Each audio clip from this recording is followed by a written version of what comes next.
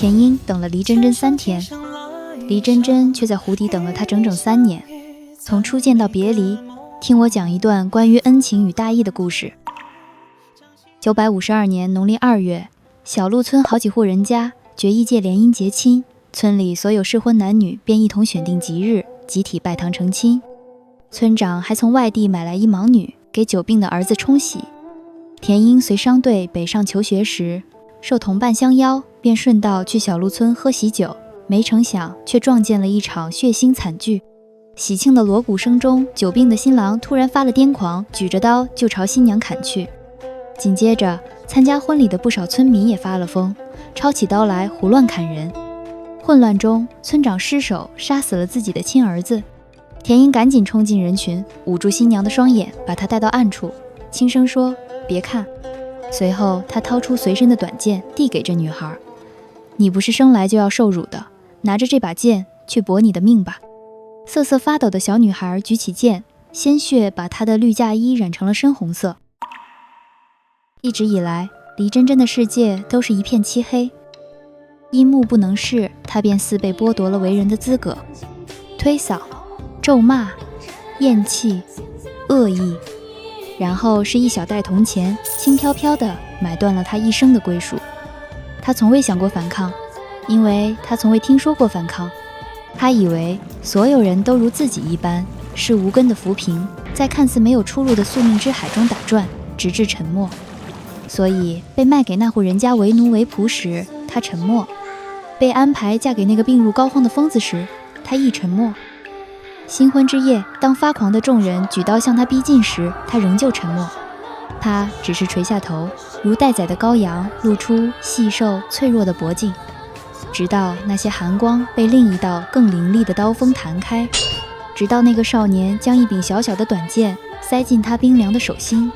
那一刻，她才知道，原来世上还有另一种活法。若有重逢之日，她必定要将没说出的话告诉他，那句多谢。后来，那些曾欺辱她的人，在见到她的剑后，竟也会跪地求饶，像她曾经那样颤抖。有人问月神为何选择成为一名剑客，他没有说话，只是轻轻摸了摸自己的剑，剑便是他在这人世通行的唯一依靠。从此，他便踏上了杀人为生的路。他修炼出能令人骤然失明的奇术红尘障目，又以飞剑与丝带为武器，渐渐成了传闻中从不失手的刺客。江湖上也慢慢有了关于他的传说。隐月山里藏着一位月神，曾有山里人在夜里登上神峰，于月湖中见过神女的倒影，倒影里的女子朝着月亮歌唱，清亮的歌声在林间回荡，久久不曾消散。在这段独行江湖的日子里，他结识了此生唯一的挚友，清河八郡之一的风能奇。风能奇早年受莫山道贺长老点拨，略通机关术，凭着这门手艺，他为黎真真制作了盲文武学秘籍与同人像，更为了护他周全，亲自建造了机关遍布的月神居所。黎真真从小便是用自己的手去探索世界的，去摸前方的路，去挡眼前的刃，去染必染的血，以至于他的那双手伤痕累累，粗糙丑陋。月神居落成后，风能奇在神女像下藏了份礼物，是他用丝绢混着铜线为黎真真做的一双护手，取名素月。在乔迁贺信中，他写道：愿君如此绢，皎若云中月，从此不染尘。杀戮总非正道，我将它放在此处，若有朝一日你想换种活法，便取出护手带上，我自会明白。959年，柴荣挥师北伐契丹，仅用42天便连下3关，收复3州17县。契丹主耶律璟为扭转局势，即遣其舅舅萧氏出使南唐。为此，玄鉴计划在南唐境内将萧氏刺杀，让两国盟约彻底破裂。不料契丹使团刚入清河，便遭遇当地江湖义士劫杀，情势突变，田英只得转而求助江湖顶尖杀手月神。他以幻眼为仇，请他暗中护送使臣平安离开后周。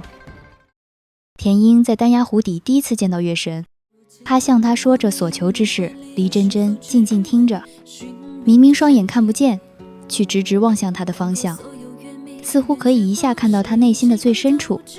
心重重的一跳，他有一瞬间失神，听不见黎真真的回应。不过所幸黎真真的回答很好懂，因为无论他说什么，黎真真都答好。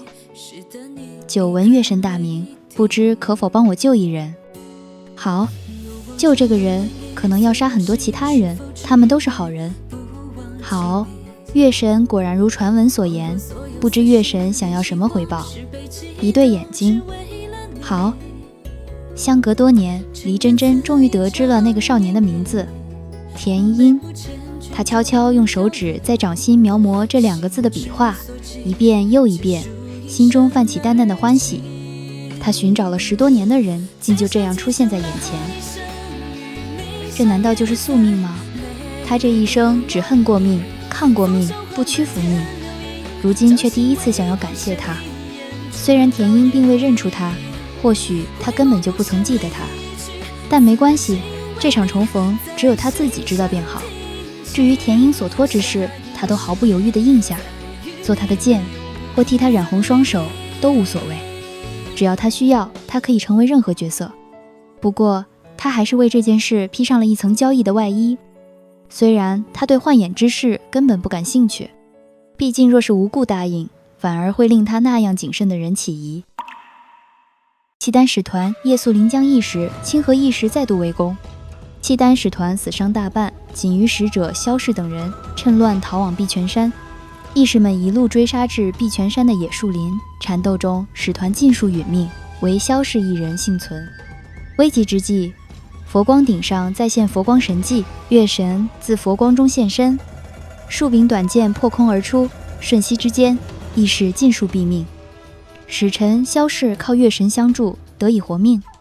翌日，他骑着妙善所赠的夜路飞光，离开后州，最终抵达南唐清风驿。可没想到，保护契丹使臣并不是他计划的全部，田英还要去清风驿再行刺杀。清风驿是唐国重地，戒备森严，岂容他随意来去？顾不得许多，黎真真坚持在交易中加上一条，让他同行。田英果然迟疑，他只好扯谎，说是怕他一去不回。他最终长叹一声，说3日后出发，过时不候。3天足够了，足够他收拾行装，了无牵挂地随他同去，出生入死，护他周全。临江驿一事后，江湖中人对月神黎真真的行径唾弃不已，纷纷斥责她为魔女，指其勾结契丹，刺杀同族，她因此结仇无数。得知黎真真3日后将南下，一众江湖人士决意趁夜复仇，而风能奇竟把当年为护他周全亲手建造的月神居所机关图解划给了这些复仇者。黎真真还没来得及整理好行囊，大批江湖人就闯入了月神居。这一战他没能全身而退，那些来寻仇的人也尽数葬身湖底。黎真真这辈子好几次都差点死掉，年幼时被卖作冥婚的新娘，长大一点为了活下去和野狗抢食，再后来为了偿还恩情，孤身一人与整个清河的义士为敌。再痛再难，他都咬牙活下来了。只有这一次，他知道自己是真的要走了。若是一切留不住，起码可以穿上这件嫁衣。黎真真自己也说不清楚，生死的时候为什么要换上嫁衣。或许是因为他知道之后的某一天，那个人会为了一个约定来湖底找他。他并不是要嫁给谁，只是想让那人知道这场隐秘的重逢。他曾穿着嫁衣与他初见，那便也穿着嫁衣告别吧。说不定那样，他便会想起早在数千个昼夜之前就彼此相见的那日。临终前，黎真真撑着最后的力气，给田英留下了一封绝笔信：要做成你的事，要活下去，要记得我啊，田英。他第一次也是最后一次念出那人的名字，空谷悠悠，无人听见。田英等了黎真真3日未果，遂策马直奔南唐清风驿。他日夜兼程，连换3马，未曾合眼，只为赶赴那场由他亲手策划的清风驿之宴。夜宴间，田英趁使臣萧氏醉酒如厕之际，手起刀落，一切归于寂静。他来去如风，无影无踪。南唐随即封锁全境，命绣金楼全力追捕田英。为隐匿身份，田英扮作重刑犯，潜伏南唐狱中，静待时机。转眼3年，狱中田英正凿着石，边上一位老人忽然问他：“你这辈子难道就没有在意过谁？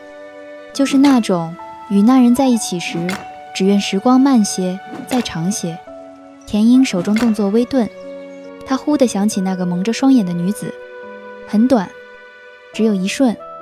没有，大事未成，无心于此。962年，南唐封锁稍缓，田英终于得以返回清河。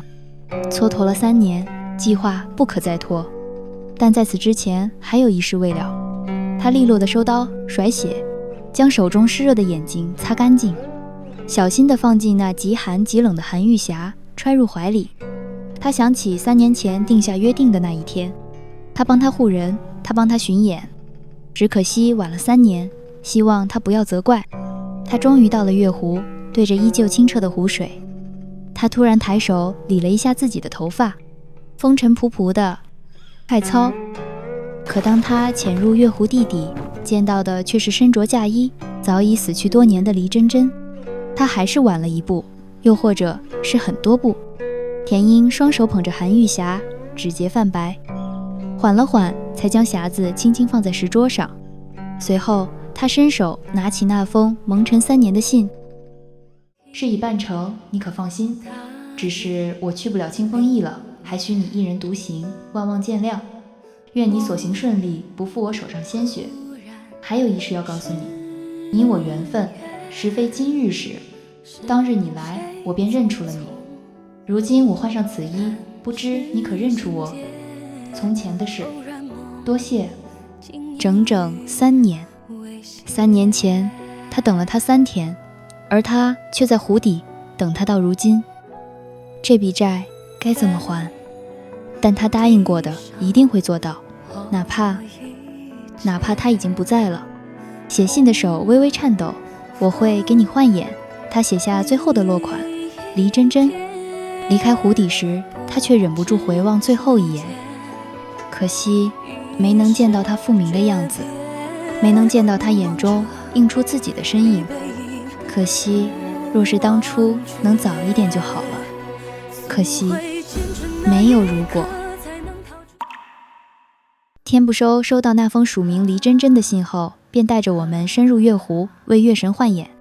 在月神居里，我们看见了已死去3年的黎真真尸身，以及田英留下的韩玉匣。天不收依约实属，可眼却换不上去，黎真真全无换眼之意。他想要的从来不是重见光明。为了结他的夙愿，我们走入月神居深处，寻来2件可能承载他心意的物件：一把童子小剑，一朵拜月花。小剑是10多年前田英在小路村救他时所赠，拜月花则是他多年精心培育的心血。我们先将小剑放在他身侧，他却没有反应，看来这并非他所求。直到将拜月花轻轻置于他掌心，他的身体才化作无数花瓣，随风散去。那朵花就是他自己。他与拜月花同生于无人问津的幽暗，一生无法见到光明。他不恨自己无眼，他只是遗憾。若曾经他可以如照料花一般，照料那个孤苦的小小的自己就好了。他这辈子是很多人，是神秘莫测的剑客月神，是杀尽意识的奸邪之辈，是独守秘密的人，是欠债的人。但生命的最后，他谁都不想做了，他只想做他自己。原原本本的黎真真，就像他种的那些花儿，拜月之花生于泥泞，不见万物，仍向月而拜，听风而眠。若有下一世，便让它做一朵花吧。那一刻，我们也终于明白，直至生命尽头，黎真真最放不下的，并不是那段尚未萌芽的爱情，而是那个被命运困住，从未得到过呵护的自己。第3次佛光显现后，田英借我们之手，假死脱身。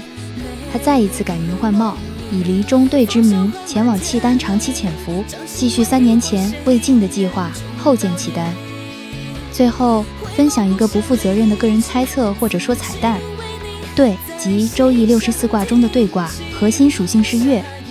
黎中对用上了黎真真的姓黎月。